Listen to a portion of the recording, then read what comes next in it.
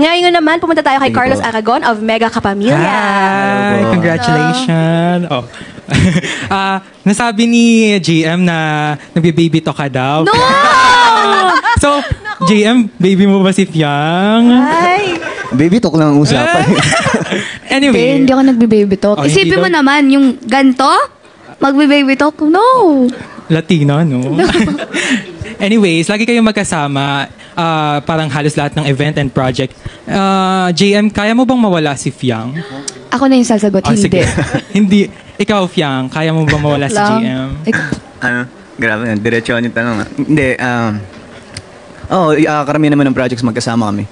Kung kaya kong mawala si Fiang, darating talaga yung mga ganong klase ng trabaho na minsan si Fiang lang, minsan ako lang. Pero siguro hindi ko kaya nang wala yung suporta ni Fiang, ganun. Kasi, wala. Parang imposibleng makakuha ako ng project nang wala yung suporta ang binibigay niya, ganun. Yeah, okay. Ito for my last question. Pero pwede nyo naman hindi sagutin. Kasi todo na yung sweetness nyo dalawa sa mga event. Tanong ko lang, JM, kung may plan ka bang ligawan si Fiang or nililigawan mo na ba si Fiang? Or hindi na kailangan? Grabe, ang init Kami pala na lang dito sasagot. Sobrang init pala dito. Ganito sa Star Magic Spotlight Press Con. Gaya naman sinabi ko kanina, siguro sa ngayon, focus talaga kami sa trabaho, sa karir, ganun. At niniwala naman ako, darating ako sa puntong yun. Oh, any comment, Fiang, na dadating daw siya sa punto gano'n? Siyempre, ito na yun eh. Parang gusto mo ikaw na lang. Ikaw na lang! Hindi pa kabatakdang panahon. And comment, wala.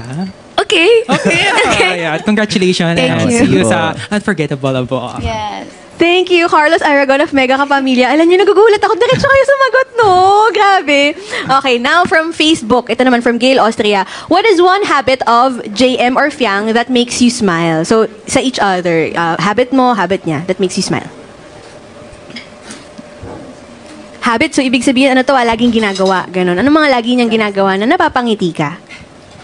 Lahat kahit dumating siya sa punto na nagsusungit, kahit makulit. Wala, napapangiti na lang ako na, alam mo yung pure happiness, ganun, na itatawa ko na lang. Ano nangyari sa'yo? Ganun. So, wala, parang lahat, ganun. Lahat. Ako Ikaw, din, Fiang. same, lahat. Lahat naman ng ginagawa niya, mas mapasimple man yan, or elegante. Basta siya yung gumawa, masaya ako. O, doon tayo sa last na ginawa nyo sa isa't isa na napangiti yung isa't isa. Anong naaalala nyo? Latest. Yung last, nung nasa Candon kami. May merchant kasi, may merch yung, Okay. pwede ko babanggitin yun? Basta yung favorite band ko dun. Okay. At, Okay lang yun. River Maya. Oh, River Maya, may merch. May Okay. nakuha siya ng merch. And, akala ko hindi niya ibibigay sa akin. Siyempre, Binigay niya sa'yo. sa akin. Oo. Yes, so may kwento nun. Naghagis kasi yung River Maya ng cup and then t-shirts. Tapos, may mag-boyfriend and mag-girlfriend na nakakuha ng cup. Tapos ako, fan nga siya ng River Maya. As in, super fan siya ng River Maya. Ako, lumapit ako doon. Sabi ko, pwede ba akin na lang yan? Ganto, ganyan, akin na lang. Tapos sabi niya, picture daw. So ako, pumayag, halika. Pinalapit ko sila. And then lumapit din ako. Picture kami. And then binigay ko sa kanya yung cup. Yun ang kapalit, picture. Yeah. So, in-effortan mo rin para makuha talaga yun. Wow. Okay. Oh, baliktad naman. Ikaw, ano naman nagpangiti sa'yo na ginawa ni JM? Latest. Pag siguro, nung nasa Candon din kami, in-order niya ako ng pagkain. Hindi naman niya kinakain. Ay, nakain ko. In-orderan niya ako ng pagkain. Pag sinabi kong gutom na ako, order na siya ng pagkain. Ay, oo. Masaya yun, no? Sinabi mo lang, gutom ako. Tapos mamaya may pagkain na. Ay, iba. Okay, ngayon naman punta tayo sa next question. Janice Navida of Bulgar. And hi, Fiang. Hi, JM. Hello po. My question is, ramdam nyo na ba na sikat kayo at kailan nyo naramdaman yan? Ano yung naging basihan nyo para maramdamang sikat na kayo? Siguro po sa amin, hindi po namin sinisink in sa utak namin na sikat po kami. Kasi, same pa na naman po eh. Kung ano po kami sa loob ng bahay ni Kuya, ganun pa rin po kami sa paglabas. Hindi po namin hinahayaan na kainin po kami ng kasikatan. Siguro, masaya lang po kami ngayon na meron po kaming ganitong klaseng trabaho and may ganun kami kalakas na fandom. Masaya po kami, pero hindi po namin sinasabi sa sarili namin na, ay, sikat kami. Kasi parang ang pangit naman po, na, kung lumaki po yung ulo namin, hindi po kami papayag na lumaki po yung ulo namin sa isa't isa. Pero ramdam nyo na yung pag nasa public place kayo, pinagkakaguluhan kayo. At gaano ka-importante sa inyo yung privacy? Sa ngayon ho talaga, parang limitado ho talaga yung pribadong moments ho namin kasi kahit saan ho kami po magpunta, may kita namin nasa social media na ganyan. Well, siguro, sign lang ho yun nga ho nang nasabi niya na kasikatan. Pero mas, kumbaga, mas inisip na lang namin na, mas nakikilala ho kami ng karamihan. Which is, gano'n naman ho talaga dapat kasi nandito kami sa showbiz and sobrang grateful ho kami sa part na yun. Pero at the same time, hindi ho namin hinayang mag-sink in ho sa utak namin. Pero conscious ba kayo dun sa i-act nyo publicly? Kasi nga alam nyo lahat nakatingin sa inyo. Well, pagdating naman ho dun sa ina-act ho namin, nilalagay naman ho namin lang kahit pa paanong care. Pero ayaw ho kasi namin magpaka-filter ayaw ho namin lagyan ng filter yung mga sasabihin namin, yung mga galaw ho namin. Kahit alam namin sa industriyang to, kailangan yung ganun, which is, hindi naman namin part ho yung ganun. Siguro, galing ho kami sa platform na which is kailangan magpakatotoo, yung PBB nga. At wala naman na ho dapat kami itago doon kasi PBB na ho yun. Nakilala na ho kami doon na ganito, ganyan. So, bukod sa nakasanayan, wala naman na ho kami dapat kipakita pa. Which is yun na ho yung nakasanayan na rin naman nilang makita sa amin. Pero nararamdaman nyo ba na parang may mga kailangan ng pagbabago sa kilos, 'di ba, sa mga pupuntahang lugar? Syempre, bawal yung mga gimmick, 'di ba? Pag nakita kayo sa public place, alam niyo na yung mga fans, ang dami ng issues. So may mga nabago ba dun sa lifestyle nyo? As sa lifestyle ho, wala naman ho kahit paano kasi ako sa part ko hindi naman ako pala gimmick na tao. At wala naman ho nagbago, ganun ba rin naman ho. Si Piang. Ako din po, hindi naman po ako din pala gimmick na tao din. And kahit before pa naman po, hindi din ako mahilig maglabas-labas. Although, may favorite place lang po ako na every time na drain ako, doon lang ako pupunta sa isang specific na kapihan. Pero, aside doon, hindi naman talaga ako out there na babae po talaga. Ayun. Last na lang, sabi nga nila, ang basihan ng kasikatan is kapag binabash na kayo at pinaglalaanan kayo ng pansin ng mga netizens, ng mga bashers. So, so far, ano yung most hurtful words na ibinato sa inyo na talagang naapektuhan kayo mentally, emotionally? Siguro po, hindi naman talaga masakit na totally masakit yung mga sinasabi ng mga bashers, lalo na if hindi naman talaga totoo. Pero, siguro, nakaka-hurt lang sa side namin pag dinadamay na yung family.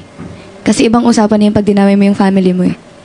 So far na-experience mo na yun, Fiang, na may naiba tong intriga sa family mo? Siguro naman po sa lahat naman po na experience, sa lahat ng nasa showbiz na experience na yun, hindi lang po siguro kami. Pwede mong ma-share kung ano yung na-involve yung family mo and paano mo hinandle? Siguro nung time na kakalabas ko pa lang ng bahay ni Kuya, sobrang ingay pa po nun eh. To the point na pati yung private kong tatay talaga, pati yung lumabas. Sa mami ko naman, ang dami lang sinasabi about sa mami ko na mga super below the belt na talaga. And ako, hindi naman ako pwedeng pumatol basta-basta. Alam naman ng lahat yun na hindi na ako tulad before na kung ano yung lumabas sa bibig ko yun na yun. Siguro, pinalipas na lang namin eh. Sinabi ko na lang sa family ko na huwag na silang pumatol, hayaan na lang nila kasi lilipas din yan. Tsaka hindi naman totoo yung mga sinasabi nila. Although masakit sa part ko na nababash sila dahil sa akin. Masakit yun, syempre. Pero wala tayong magagawa eh. Iniyakan mo yan, Fiang? Naubos ko na po eh. Sa PBB pa lang. Nakailang iyak na po ako doon about bashing eh. Pero sa ngayon po, hindi na eh. Parang hindi na po siya ganun nakakalalim ng sugat. Hindi na talaga. Si JM, merong bang instance na sobra kang na-affect dun sa bashing sa inyo ni Fiang? Sa akin, wala akong pakialam sa bashing talaga eh. Siguro, kapansin-pansin lang ako yung bashing kapag papunta sa pamilya, kapag idadamay na nila yung pamilya.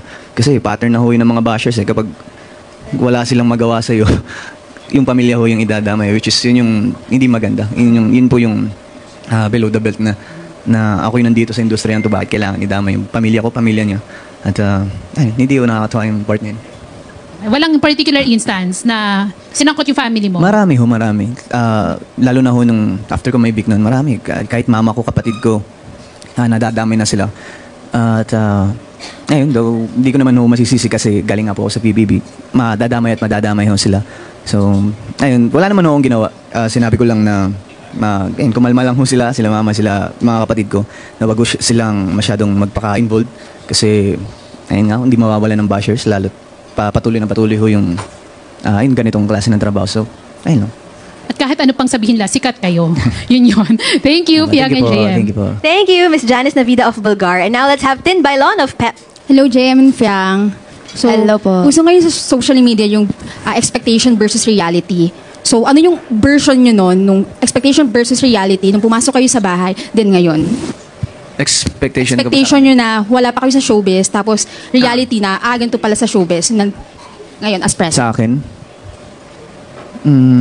honestly sa akin, noon wala pa po ako sa showbiz, akala ko madaling makipagkaibigan dito. Sa totoo lang, and then, ayun, nung nakailang buwan na rin ako dito, no? Medyo matagal na rin. Ayun, mahirap pala makahanap ng totoong kaibigan dito. Totoo lang, walang halong biro. Pero ramdam mo naman yun, kung totoo yung intention sa'yo o hindi. Well, kaya pala tinatawag na showbiz gana. So yun sa akin. Ang deep ng sagot ni JM. Ikaw, Fiang. Sa akin, expectation ko, akala ko madali. Like, travel lang. Mag-show Fun lang, fun. Oo, akala ko. Kaya dati gusto ko itong pasukin kasi akala ko super dalit lang talaga. Reality, grabe, ang hirap pala. As in, super hirap. Kailangan lalaan mo talaga yung oras mo, yung lakas mo, yung panahon mo. As in, sobrang hirap din pala. So, do you consider each other as a good friend? Oo naman. Ano naman? Okay, Fiang. Kasi kahapon na interview namin si Jazz. Di ba, hindi naman, alam naman natin na merong medyo conflict kayo ni Jazz dun sa loob ng bahay. So, pero sabi ni Jazz, okay na daw kayo. Pero kasi may mga fans pa din na parang inaano yung issue dati. So, reaction mo dun? Wala na akong masasabi doon kasi kami, napag-usapan naman namin ni Jazz yung about doon sa loob ng bahay. And kung ano yung nangyari sa loob ng bahay, stay na lang yun sa loob. Hindi na kailangan yun nadalhin pa dito sa outside world. Sobrang liit lang ng bagay yun kung titingnan namin ngayon. Sobrang liit, parang rap battle ng pambata lang yun eh. And okay naman talaga kami. Yung mga fans lang talaga gumagawa ng issue, which is hindi naman natin may iwasan yung mga ganong issue. Kasi yun yung nakabutan nila, yun yung nakita nila, and hindi ko sila masisisi. Pero okay naman na kami. Then bukod kay JM, meron din siniship ka din kay Jaren. Tapos parang nakikita namin sa X na nagbabardagulan yung mga fans nyo. So reaction mo dun? Ako naman, ilang beses naman na lumabas yung ganun. And ako, personally, masaya ako kung nasan ako ngayon. Komportable ako kung sino yung kasama ko ngayon. And hindi na para magpalipat pa or what. Masaya ako ngayon. Thank you. Thank you. Thank you so much, Tin of PEP. Okay, now we are going to our next question. Hannah Malorca of Inquirer.net. Okay, sige, hanapin natin ang kanyang question. Hannah. Wait lang. Asan na si Hannah? Ayun, okay. Anong genre ng mga pelikula o series ang gusto nyong gawin? Sino-sino ang gusto nyong makatrabaho aside from each other? Dun muna tayo sa genre. Siguro sa amin, kami dalawa, gusto namin matry lahat ng genre sa showbiz. As in, kung ano yung ibigay sa amin, go kami dyan. And so, gusto makatrabaho si Meme Vice, si Miss Ann Curtis. Siyempre. Yes. Ikaw, JM. Ayun, gusto namin gusto ko explore lahat ng roles sa pag-arte. At gusto ko matutunan lahat. And gustong makatrabaho siguro si Kuya Bong Navarro. Bakit si Kuya Bong? Wala, idol ko siya eh. Okay. So, puro mga It's Showtime, no? Vice and Bong. Okay. Now, ito naman coming from Mikey Viñas of Kapamilya Vines. Kumusta naman ang naging experience ninyo sa Bench Body of Work show? Curious din kami dito. Kumusta? Yes. Ayun, una, akala ko basta hilalakad ka lang doon sa runway. Hindi ko na-expect na, grabe. I mean, di ko ma-explain kung ano na-feel ko nun nung naglalakad ako nun Parang, ewan as in, alam mo yun, parang goosebumps Kasi, ayun, tumanda ka ng mababa yung self-esteem mo, then, nakapaglakad ka sa ganong fashion show. So, malaking milestone yun. Hindi lang sa career, pati na rin sa personal na buhay ko. So, saya. Ikaw, Fiang. Sobrang saya. Akala ko din akala ko yung fashion show na sa lakad lang. Grabe, ang dami palang tao na manonood doon. And sobrang na-enjoy ko yun. Actually, dapat nga hindi ako ngingiti nun kaso ito tumingin sa akin. So, napangiti na ako. And, Nadala eh. dear, Pero parang in-enjoy mo lang Parang hindi ka kinakabahan, confident ka. ako, personally, hindi po ako sanay magsuot ng heels. Na super taas. Every time na nag-heels ako na sobrang taas, sakang ako maglakad. Every time talaga nagsusuot ako ng mga 5-inch pataas na heels, sakang na talaga ako maglakad. Hindi ko talaga siya kaya. And nung bench fashion show, naka 5 or 6 inch ata ako na heels. So nagpipray ako na sana hindi ako madapa. Kasi hindi talaga ako sanay. And ang na-practice ko noon, nung bench fashion show, na rehearsal, naka-boots ako. Kasi yun talaga yung susuotin ko. Naka-boots talaga ako. Pero pinalitan siya that day. Nasabi, mag-heels ka. And ayun, buti na lang, hindi ako nadapa. And hindi ako mukhang sakang maglakad. Parang wala naman yata nakatingin sa paa mo. Lahat kami sa waistline mo nakatingin na parang, oh my gosh, grabe ang waistline ni Fiang. Okay, thank you so much. And now, punta tayo sa last question. Okay, ano pa ba ang aabangan ng fans sa inyo, sa JM Fiang? Anong pwede nating ma-reveal? Well, The April show, magsasama-sama tayo sa April 5, Magsasama-sama diba? po kami sa Unforgettable Bala sa Sky Dome. Yes, malapit na yan sa April 5. Yes, April 5 na po yan. Ikaw na. and of course, yung yung ABS-CBN Ball. Abangan nyo rin kami dyan. At abangan nyo rin ang iba nating kapamilya artist. At ayun, pasabugan naman. Yes, pero aside dyan, Yung secret movie ninyo. muna. Oo. Yes, more to come. Masusurpresa na lang kayo. Mag-abang-abang na lang kayo dahil madami pa kaming pinagandaan. Okay, so there you go. Yung April 4 po, ABS-CBN Ball. Makikita natin, will you be coming together sa ABS-CBN Ball? Yeah. Yes, okay. Tapos April 5 naman, Unforgettable General Assembly sa Sky Dome and sa yung picnic nila na idadub na movie. There you go. And more. So maraming salamat. JM Fiang, any message to all of your fans? And sa lahat ng solidong sumusuporta sa amin maraming salamat po. At malapit na. Abangan na lang natin. Kilala nyo naman ako pag nag-manifest. Yan, maraming salamat po sa mga sumusuporta sa amin. Solo man or as a love team, maraming salamat. Abangan nyo na lang. Mukhang maraming nakahanda Ano siya parang tinatype pa siya Ay, may ganun. Niluluto pa siya Alam may niyo, sabaw grabe yung pa. kasabog niyo Oo, bawal pa nating sabihin pero may sinabi si Fiang na sinusulat pa. Oo, niluluto pa siya. Niluluto pa, hinahanda Kasi pa. nilaga pala yun. Oh. Yes. Ayan, huwag niyo kakalimutan manood ng My Love Will Make You Disappear. Tama. Oh, showing na po yan. Yes, congratulations sa Kim Pao. Diba, highest grossing opening day this year, diba? Congratulations sa My Love Will Make It Disappear. Okay, and thank you all sa lahat ng mga nanonood ngayon sa pagtutok sa Star Magic Spotlight Press Con. Sa lahat ng mga friends natin sa media, every month, maraming salamat po at sinasamahan niyo po kami dito. And of course, sa lahat ng mga fans ng JM Fiang for tuning in, thank you very much. Abangan namin ang inyong future projects. We're so excited for you. Maraming salamat ulit, JM Ibarra and Fiang Smith! Thank you. Thank you very much for joining us. Once again, I'm Ai de la Cruz and stay tuned kung sino ba ang next naming mga guest next month sa Star Magic Spotlight Press Con. Bye, guys! Thank you.